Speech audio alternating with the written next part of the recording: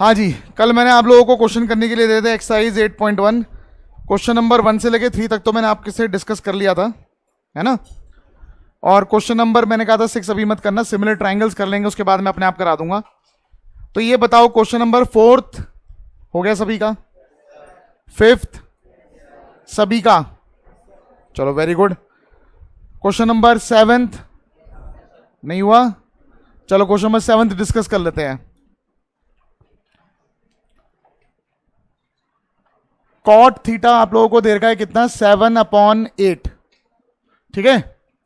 और आपको बोला है इवेल्युएट करना है 1 plus sine theta 1 minus sine theta upon 1 plus cos theta 1 minus cos theta. ये इवेल्युएट करना है। इवेल्युएट का मतलब होता है इसकी वैल्यू निकालनी है, समझ में आ गई बात। अच्छा, दूसरी जो वैल्यू निकालनी है वो निकालनी है कॉट स्क्वायर थीटा। पहले तो मैं आप लोगों को एक चीज क्लियर करना चाहता हूं, ट्रिग्नोमेट्री में, ट्रिग्नोमेट्रिक रेशियोज में अगर कभी बीच में स्क्वायर लिखा होता है, क्यूब लिखा होता है, इसका मतलब होता है होल स्क्वायर। अगर क्यूब लिखा होगा तो होल क्यूब। ये सभी के लिए होता है, कॉट के लिए भी होगा ऐसे ही, कॉट थीटा का होल स्क्वायर। समझ आ गई बात। साइन के लिए भी होगा, सबके लिए बीच में अगर स्क्वायर लिखाएगा, क्यूब लिखाएगा, इसका मतलब वो होल पावर को रिप्रेजेंट करता है। समझ आ गई बात। होल पावर को हम ऐसे भी लिख सकते हैं और ट्रिग्नोमेट्री में ट्रिग्नोमेट्रिक रेशियो और थीटा के बीच में भी लिख सकते हैं, कैसे भी लिख सकते हो। इतनी बात समझ में आ गई सबको, ठीक है। अब अगर मुझे ये क्वेश्चन करना है तो आप देख रहे हो फर्स्ट पार्ट करने के लिए मुझे साइन थीटा की वैल्यू चाहिए, क्योंकि साइन थीटा यहां भी रखना है, यहां भी रखना है, और कॉस थीटा की वैल्यू चाहिए दोनों जगह रखने के लिए। सही बात है कि नहीं है। तो क्योंकि आपको एक ट्रिग्नोमेट्रिक रेशियो दे रखा है, मैं सॉल्यूशन कर रहा हूं, ठीक है। कॉट थीटा आपको दे रखा है ऑलरेडी, कितना दे रखा है, 7/8, and we know that cot theta is equal to base upon perpendicular. Base upon perpendicular, hypotenuse कौन बोल रहा था, ठीक है, बेस अपॉन परपेंडिकुलर, कॉट है ये। समझ आ गई बात। दिस इंप्लाइज दैट बेस कितना आ गया हमारे पास 7K, परपेंडिकुलर कितना आ गया 8K। समझ आ गई बात सबको, ठीक है। ये होता है आपका राइट एंगल ट्राइंगल। क्लियर है। इसको मैं थीटा मान रहा हूं अभी, क्योंकि बता नहीं रखा थीटा ऊपर वाला एंगल है नीचे वाला एंगल है, किसी को भी थीटा ले सकते हैं, मैंने इसको थीटा ले लिया। ये तो आपका 90 हो गया। क्लियर है। तो थीटा के सामने वाला परपेंडिकुलर होता है, तो ये हो गया 8K हो गया, है ना भाई, और ये हो जाएगा 7K। अब हमें हाइपोटेन्यूज चाहिए, तो देयरफॉर बाय पाइथागोरस थ्योरम, क्या कहता है पाइथागोरस थ्योरम, हाइपोटेन्यूज का square is equal to base का स्क्वायर प्लस परपेंडिकुलर का स्क्वायर, है ना। हाइपोटेन्यूज का square is equal to base का स्क्वायर, तो 7K का होल स्क्वायर कर देंगे तो 49K स्क्वायर आएगा, प्लस 8K का होल स्क्वायर करेंगे तो 64K का स्क्वायर आएगा। सही बात है कि नहीं है। तो 9 और 4 मतलब 13 आ गया, 9 4 13 हो गया, 1 कैरी, तो ये हो गया 10 11 113K स्क्वायर। ये हो जाएगा स्क्वायर, स्क्वायर कटेगा, यहाँ पे रूट आएगा तो जाएगा रूट 113, और ये रूट से बाहर आ जाएगा K। इतनी बात समझ में आ गई सबको। देखो, मुझे चाहे साइन निकालना है, मुझे चाहे कॉस निकालना है, मुझे चाहिए होते हैं ये तीनों साइड चाहिए होते हैं। समझ आ गई बात। तो इसमें तीसरा साइड भी आ गया है, रूट 113K। आप लोग को याद होगा मैं यहाँ पे K क्यों लगाता हूँ, याद है ना, कल मैंने बताया था, ठीक है। तो ये तीनों साइड तो आ गई। अब हम एक काम करते हैं, जो जो मुझे चाहिए, मुझे साइन थीटा चाहिए यहाँ पुट करने के लिए, कॉस थीटा चाहिए, और कॉट थीटा चाहिए जो कि पहले से दिया था, वो निकालने की जरूरत नहीं है ना। तो पहले तो साइन थीटा निकाल लेते हैं। साइन थीटा क्या होता है, सम पीपल हैव, यानी परपेंडिकुलर बाय हाइपोटेन्यूज। परपेंडिकुलर कौन है 8K, अपॉन हाइपोटेन्यूज क्या है रूट 113K, K से K कैंसिल हो गया, ये आ गया। अच्छा, cos theta is equal to आ गया बेस अपॉन हाइपोटेन्यूज। बेस कितना था हमारा 7K, चाहे यहां देख लो कहीं भी देख लो, 7K upon root 113K, K से K कैंसिल, तो कॉस थीटा भी आ गया, साइन थीटा भी आ गया। अब हम फर्स्ट पार्ट करने को तैयार हैं। फर्स्ट पार्ट क्या है हमारा, 1 plus sine theta 1 minus sine theta 1 plus cos theta 1 minus cos theta. भाई अगर ऊपर देखोगे तो ऊपर ये मल्टीप्लाई हो रहे हैं, हाँ है ना। इनको मल्टीप्लाई करने के लिए मैं फॉर्मूले का यूज कर सकता हूं। क्या है formula, a plus B A minus B. क्या होता है इसका फॉर्मूला, a का स्क्वायर माइनस, तो 1 का स्क्वायर तो 1 हो जाएगा, और साइन स्क्वायर थीटा तो 1 minus sine square theta, upon a plus B A minus B, नीचे भी लिख जाएगा 1 माइनस कॉस स्क्वायर थीटा। इतनी बात समझ आ गई। अब मेरे पास साइन थीटा ऑलरेडी है, साइन थीटा मैंने निकाल रखा, कितना आ रखा 7, सॉरी ये नहीं है, ऊपर वाला ये रहा 8 बाय कितना है 1 माइनस 8 बाय रूट के अंदर 113 का स्क्वायर। स्क्वायर क्यों कर दिया पता है, क्योंकि साइन थीटा का स्क्वायर है, ये साइन थीटा है। 1 माइनस कॉस थीटा का स्क्वायर, तो कॉस थीटा का स्क्वायर यानी 7 बाय रूट 113 का स्क्वायर। बताओ जी, इतनी बात समझ में आ गई? इतनी बात सभी को समझ में आ गई? ठीक है, फिर हम यहां पे ये क्या हो जाएगा, 8 का स्क्वायर क्या हो जाएगा बताओ, 64 बाय रूट 113, रूट से बाहर आ जाएगा। और ये जो होल अपॉन है ना, इसका मतलब डिवाइड होता है, सही बात है कि नहीं है?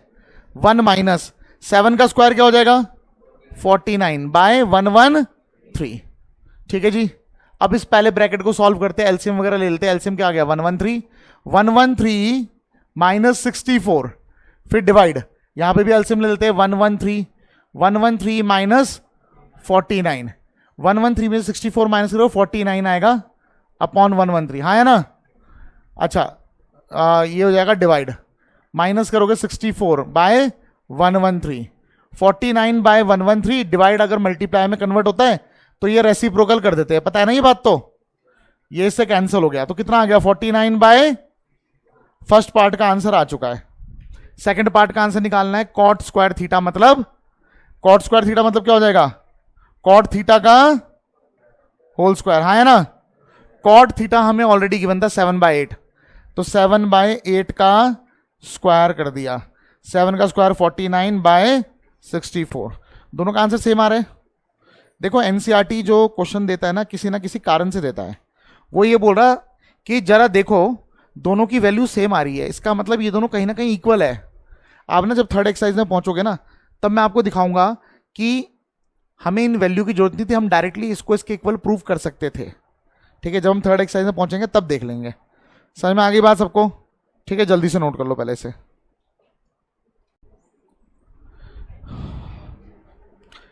क्वेश्चन नंबर 9 डिस्कस करना है, क्वेश्चन नंबर 9, चलो देख लो क्वेश्चन नंबर 9 देख लो। आपको बोला है इन ट्राइंगल एबीसी, ट्राइंगल का नाम क्या दिया है, राइट एंगल्ड। कहां पे बोला है राइट एंगल, बी पे बोला हुआ है, तो राइट एंगल तो हमने बी पे रख दिया, बाकी ए और सी आप कहीं भी रख सकते हो, मैंने कल भी बताया था। ए मैंने यहां रख दिया, सी मैंने यहां रख दिया। अच्छा आपको गिवन क्या है, इन्होंने दे रखा है tan ए, tan ए की वैल्यू दे रखी है, कितनी दे रखी है 1/√3। ठीक है, और आपको जो वैल्यू फाइंड करने के लिए बोली है वो बोली है sign A cos C plus cos A sign सी, ये वैल्यू निकालनी है। और सेकंड पार्ट बोला हुआ है कॉस ए, चलो सेकंड पार्ट थोड़ा दूर लिखते हैं, यहां लिख लेते हैं सेकंड पार्ट। सेकंड पार्ट बोला है cos A cos C minus sign A sign सी, ये निकालना है। ठीक है, ये दो चीज निकालनी है, समझ में आ गई बात? तो देखो जी क्या कर सकते हैं, पहली बात तो क्योंकि tan ए दे रखा है तो ये हो गया परपेंडिकुलर, ये हो गया बेस, सही बात है, परपेंडिकुलर बाय बेस होता है फॉर्मूला। अच्छा परपेंडिकुलर का नाम भी लिख लेते हैं, ए के सामने वाला, क्योंकि यहां पे नाम ए दे रखा है तो ए के सामने वाला परपेंडिकुलर है, तो परपेंडिकुलर क्या हो गया BC अपॉन बेस, ये तो हो गया परपेंडिकुलर, ये हो गया हाइपोटेन्यूस, तो बेस क्या हो गया AB। तो देखा जाए तो BC मुझे मिल गया है 1K और AB मुझे मिल गया है कितना √3K by Pythagoras theorem. Pythagoras theorem के अकॉर्डिंग क्या हो जाएगा, AC का square is equal to AB का स्क्वायर प्लस BC का स्क्वायर।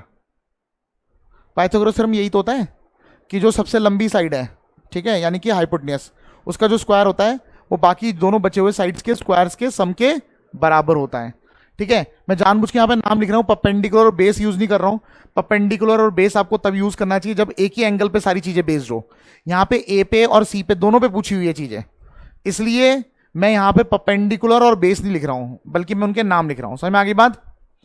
अभी बताओ ए सी की वैल्यू क्या है, ए सी तो निकालना है हमें, तो A C square is equal to A B कितना है √3K का स्क्वायर, √3 का स्क्वायर करेंगे कितना आएगा 3, K का स्क्वायर करेंगे कितना आएगा K स्क्वायर, प्लस BC का स्क्वायर, BC यानी 1K का स्क्वायर, तो यानी K स्क्वायर, ये कितना आ गया 4K स्क्वायर, तो स्क्वायर कटेगा यहाँ पे रूट आएगा, 4 का रूट कितना होता है 2K। बताओ जी इतनी बात समझ आ गई?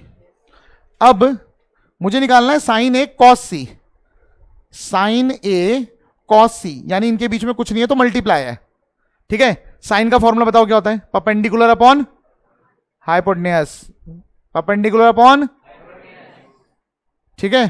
परपेंडिकुलर क्या है, ए के अकॉर्डिंग, ए के अकॉर्डिंग परपेंडिकुलर क्या है, बी सी, तो इस साइन ए की जगह पे आएगा बी सी बाय, ठीक है, हाइपोटेन्यूस, हाइपोटेन्यूस क्या है, ए सी। इतनी बात सबको समझ आ गई, इन दोनों के बीच में है मल्टीप्लाई। कॉस सी, अब सी के अकॉर्डिंग परपेंडिकुलर देखो, ये रहा सी, परपेंडिकुलर, पर परपेंडिकुलर थोड़ा चाहिए, हमें तो चाहिए बेस, क्योंकि कॉस का फॉर्मूला क्या होता है, बेस अपॉन हाइपोटेन्यूस। तो सी के अकॉर्डिंग ये तो हो गया परपेंडिकुलर, तो बेस क्या हो गया, बी सी अपॉन ए सी, प्लस अब आ जाओ कॉस ए पे, ए के अकॉर्डिंग ये हो गया परपेंडिकुलर, पर चाहिए मुझे क्या, बेस, बेस क्या हो गया, ए बी अपॉन हाइपोटेन्यूस क्या हो गया, ए सी, मल्टीप्लाई बाय साइन सी, इसके अकॉर्डिंग, सी के अकॉर्डिंग परपेंडिकुलर क्या हो गया, ए बी अपॉन हाइपोटेन्यूस क्या हो गया। समझ आ गई बात सबको, सभी को बात समझ आ गई, ठीक है। तो ये तो हो गया B C into B C, B C का स्क्वायर, और ए सी इंटू ए सी, ए सी का स्क्वायर, तो इसको बी सी बाय ए सी का होल स्क्वायर लिख सकते हैं, सही बात है कि नहीं है, ठीक है। और इसकी वैल्यू क्या आ जाएगी, ए बी अपॉन ए सी का, देखो वैसे तो मुझे वैल्यू भी पता है, ठीक है, इसका आंसर ना वैसे 1 आ जाएगा शायद, देखते हैं क्या आएगा, ठीक है। मतलब मैं ना इसको बिना वैल्यू पुट करे भी कर सकता हूं, कैसे, मैं पहले बिना वैल्यू पुट करे बताता हूं। भाई देखो ये आ रहा है, एक्चुअली हमारे पास क्या आ रहा है, इसी को सॉल्व कर रहा हूं मैं, B C square by A C square plus A B square by A C square, LCM तो दोनों का सेम ही आ गया, ए सी स्क्वायर, ऊपर आ गया B C square plus A B square. अब मुझे बताओ डायग्राम में देख के, B C square plus A B square क्या है, B C square plus A B square किसके इक्वल है, ए सी स्क्वायर के इक्वल है, हाँ या ना, अपॉन कट गया कितना आ जाएगा, ये तो हो गया जब मैंने बिना वैल्यू पुट करे बताया है, समझ आ गई बात। पर अगर मैं वैल्यू पुट कर दूं तब भी 1 ही आएगा, टेंशन वाली बात नहीं है। B C by A C, B C कहाँ गया, बी सी हमने निकाल रखा था, ये रहा बी सी, बी सी कितना है 1k, तो 1k का स्क्वायर के स्क्वायर, ए सी हमने निकाल दिया था 2k, तो 2k का स्क्वायर करेंगे तो कितना आएगा 4k square, plus A B कितना है √3k, इसका स्क्वायर करेंगे तो कितना आएगा 3k स्क्वायर, अपॉन 2k का स्क्वायर, भाई ए सी का स्क्वायर यानी 2k का स्क्वायर यानी 4k स्क्वायर, सही बात है कि नहीं है, के स्क्वायर से के स्क्वायर कट गया, के स्क्वायर से के स्क्वायर कट गया, 1/4 प्लस 3/4, 4/4 जो कि क्या होता है, बताओ जी, बात समझ आ गई सबको, बात समझ आ गई।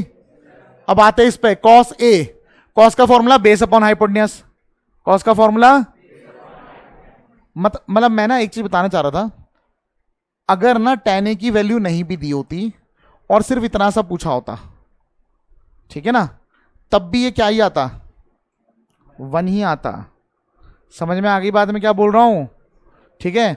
अगर ये बस इतना सा बोला होता, मतलब ये ना भी बोला होता और बस ये पूछा होता और बस ये बोला होता कि बी पे 90 डिग्री है, एक ट्राइंगल है, तो ये 1 ही आता। मतलब देखो वैल्यू की जरूरत कहां पड़ी थी इसमें, पड़ी क्या, नहीं पड़ी, ठीक है ना। तो ये मत समझना इन्फॉर्मेशन दी नहीं है, ऐसा भी हो सकता है एग्जाम में ये गायब कर दे और सिर्फ इसकी वैल्यू पूछ ले, तो इसकी वैल्यू ऐसा नहीं आप निकाल नहीं सकते, निकाल सकते हो 1 आ रही है, समझ आ गई बात, हाँ इसकी नहीं निकाल सकते, समझ आ गई बात। देखते हैं क्या आता है, कॉस का फॉर्मूला बेस अपॉन हाइपोटेन्यूस, ए के अकॉर्डिंग बेस तो ये हुआ ए बी, अपॉन हाइपोटेन्यूस क्या हो जाएगा ए सी, into cos C,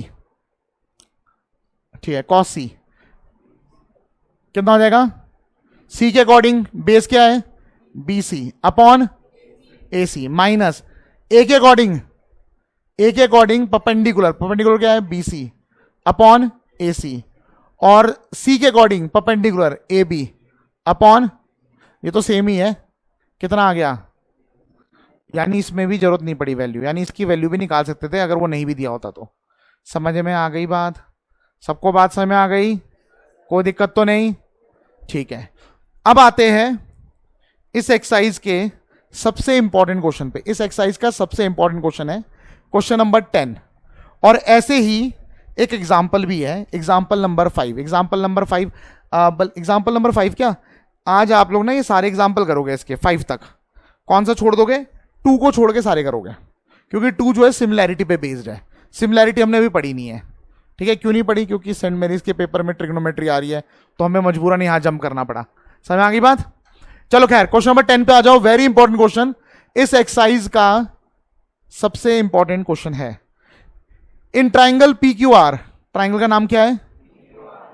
P Q R, right angle at Q. कहां पे राइट एंगल दे रखा?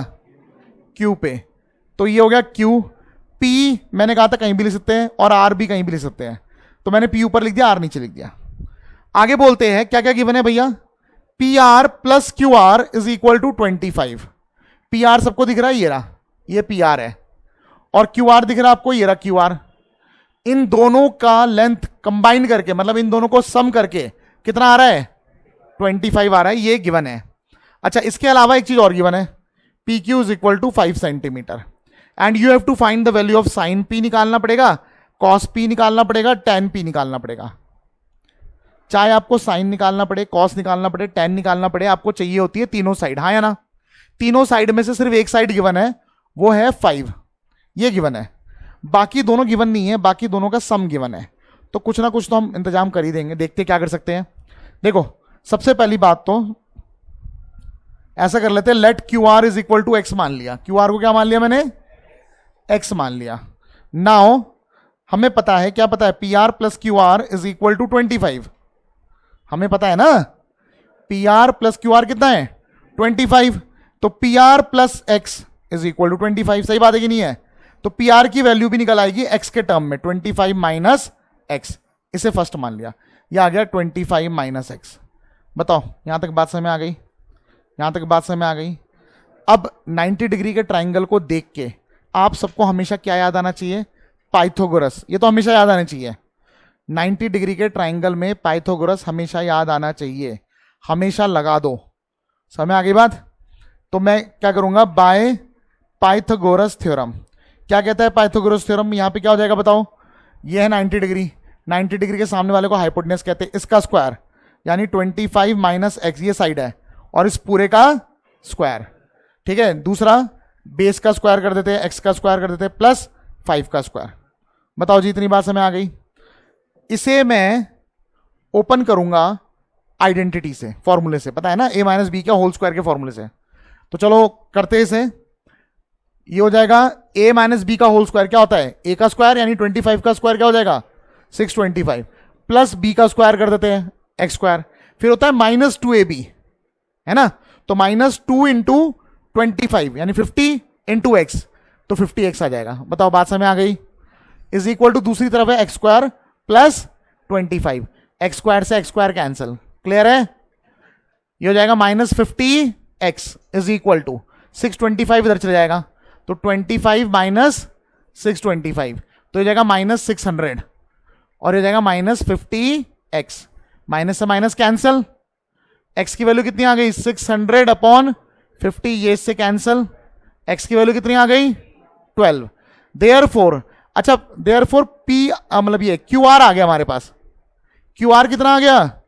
x यानी 12, एंड पी आर भी निकाल सकते हैं। पी आर कितना हो जाएगा? 25 माइनस 12, दैट इज 13 सेंटीमीटर। तो ये तो आ गया 13, ये आ गया 12, और वो 5 है, तीनों मिल गए। अब हम साइन पी निकालने के लिए बोला था इन्होंने, साइन पी, पी के अकॉर्डिंग परपेंडिकुलर हो गया क्यू आर, हाँ है ना? अपॉन हाइपोटेनस क्या है? P are. यही तो फॉर्मूला होता है, परपेंडिकुलर अपॉन हाइपोटेनस। साइन क्या होता है? परपेंडिकुलर अपॉन हाइपोटेनस, ठीक है। तो मेरे पास क्यू आर तो था ही, क्यू आर कितना है? 12, अपॉन पी आर कितना है? 13, तो साइन पी आ गया। कॉस पी का फॉर्मूला लगा देते हैं। कॉस पी क्या हो जाएगा बताओ? Base upon hypotenuse. पी के अकॉर्डिंग ये परपेंडिकुलर है, तो ये बेस हुआ P Q upon P R, ये हो जाएगा कितना? 5/13। अच्छा, फिर निकालते हैं tan p। tan p हो जाएगा परपेंडिकुलर, इसके अकॉर्डिंग परपेंडिकुलर क्या है? क्यू आर अपॉन बेस यानी पी क्यू, ठीक है। क्यू आर कितना था हमारा? क्यू आर था 12 upon P Q, P Q कितना है? 5। तो ये हमारी तीनों वैल्यूज आ गई है। सभी को समझ में आया? वेरी इंपॉर्टेंट क्वेश्चन, क्लियर है?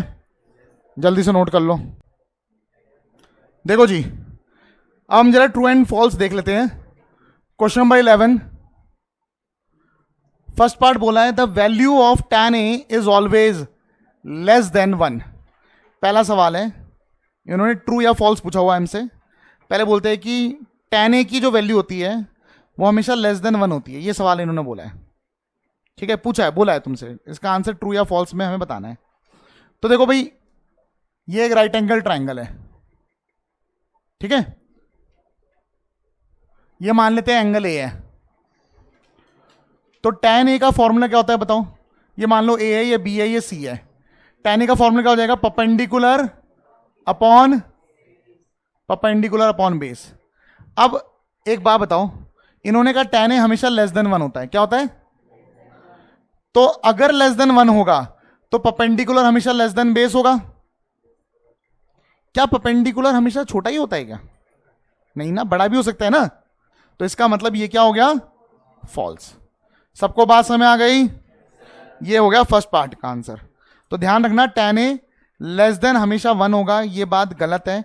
tan a की वैल्यू 1 से कम भी हो सकती है, ज्यादा भी हो सकती है, वो इनकी लेंथ पे डिपेंड करता है, परपेंडिकुलर बड़ा है, बेस बड़ा है। समझ आ गई बात? क्लियर है? फिर इन्होंने एक चीज बोली है, sec a की वैल्यू 12/5 हो सकती है for some value of angle a। sec a की वैल्यू 12/5 हो सकती है इन्होंने कहा। तो देखो sec का फॉर्मूला क्या होता है? sec का फॉर्मूला sec के नीचे लगा दो, बेस अपॉन हाइपोटेन्यूज। सही बात है? नहीं, hypotenuse upon base, hypotenuse upon base. अब मुझे एक चीज बताओ, इधर से हाइपोटेन्यूज कितना आ रहा है? 12 के, और बेस कितना आ रहा है? 5 के। हाइपोटेन्यूज बड़ा आ रहा, बेस बड़ा आ रहा? हाइपोटेन्यूज बड़ा आ रहा। तो ये बात तो हो ही सकती है, हाइपोटेन्यूज तो बड़ा हो ही सकता है, हाइपोटेन्यूज ग्रेटेस्ट साइड ही तो होती है। तो बिल्कुल ये सही बात है, ट्रू हो गया। सबको बात समझ आ गई? कोई दिक्कत तो नहीं है? अच्छा, अगर ना इसका उल्टा दिया रहता, sec a is equal to 5/12, तब क्या होता? तब ये फॉल्स हुआ था, तब हाइपोटेन्यूज 5 के आ रहा होता और बेस आ रहा होता 12 के, तब गलत हो जाता, क्योंकि हाइपोटेन्यूज ही बड़ा होता है। समझ में आ गई बात सबको? फिर ये बोलते हैं, थर्ड पार्ट देखो क्या दिया है। थर्ड पार्ट दिया है cos a is abbreviation for cosecant a। मैंने आपको बता रखा, वैसे तो cosecant a का एब्रीविएशन cos a होता है क्या? cosecant a का abbreviation short form cosecant a का क्या होता है? cosec। क्या होता है? cosec। cos किसका होता है? कोसाइन का। बेटा रिवाइज करो, पढ़ा रखा है मैंने, ठीक है? cos किसका होता है? अब सोचो, ये चीजें इतनी सिंपल सिंपल चीज है, आपको करवा तो रखी है ना। ट्रू एंड फॉल्स में पूछ लेते हैं, मैच द फॉलोइंग में दे देंगे, कुछ भी दे सकते हैं, तो आपने पढ़ा होना चाहिए। तो ये हो गया फॉल्स। क्यों हो गया false? cos a is abbreviation for cosine a। समझ में आ गई बात सबको? ठीक है, नेक्स्ट क्या बोलते हैं? फोर्थ पार्ट बोल रहे cot a is product of cot and a। cot a अगर लिखा हुआ है, इसका मतलब है cot और a का प्रोडक्ट है, नहीं है। क्योंकि प्रोडक्ट क्यों नहीं है बताता हूं मैं तुम्हें। देखो cot a पूरा का पूरा एक रेशो का नाम है। समझ आ गई बात? cot a किस चीज का नाम है? रेशो क्या होता है? नंबर। नंबर ही तो एक तरह से। cot और a प्रोडक्ट में इसलिए नहीं बोल सकते हम, क्योंकि प्रोडक्ट में जब चीजें होती है ना, तो दोनों के दोनों नंबर होते हैं। cot भी नंबर होता है, a भी नंबर होता है। यहां पे ऐसा नहीं है। समझ में आ गई बात? cot कोई नंबर नहीं है, cot सिर्फ एक नाम है। नाम को किसी नंबर के साथ, a जो है वो एंगल है, एंगल जो होता है नंबर होता है, कोई दिक्कत नहीं है। अगर ये भी नंबर होता है, ये भी नंबर होता है, तब हम बोलते हैं हाँ भाई cot a क्या है? प्रोडक्ट है। लेकिन इनमें से सिर्फ एक ही नंबर है, वो कौन सा है? a। cot सिर्फ नाम है, नाम और नंबर आपस में मल्टीप्लाई नहीं हो सकते हैं, तो ये प्रोडक्ट नहीं है। ये हो गया फॉल्स। समझ में आ गई बात सबको? फिफ्थ पार्ट बोल रहे साइन थीटा की वैल्यू 4/3 हो सकती है। साइन थीटा की वैल्यू 4/3 हो सकती है। देखते हैं लिख के, परपेंडिकुलर बाय हाइपोटेन्यूज। परपेंडिकुलर कितना आ गया? 4 के। हाइपोटेन्यूज कितना आ गया? ठीक है, क्या हाइपोटेन्यूज परपेंडिकुलर से यहां बड़ा दिख रहा है आपको? नहीं दिख रहा ना, पर हाइपोटेन्यूज तो बड़ा होता है हमेशा, ठीक है? तो विच इज नॉट पॉसिबल, मतलब ये फॉल्स हो जाएगा। As hypotenuse is less than perpendicular. सबको बात समझ आ गई? ठीक है, तो ये एक्सरसाइज आपकी कंप्लीट हो गई है। आज हम यहीं तक करेंगे।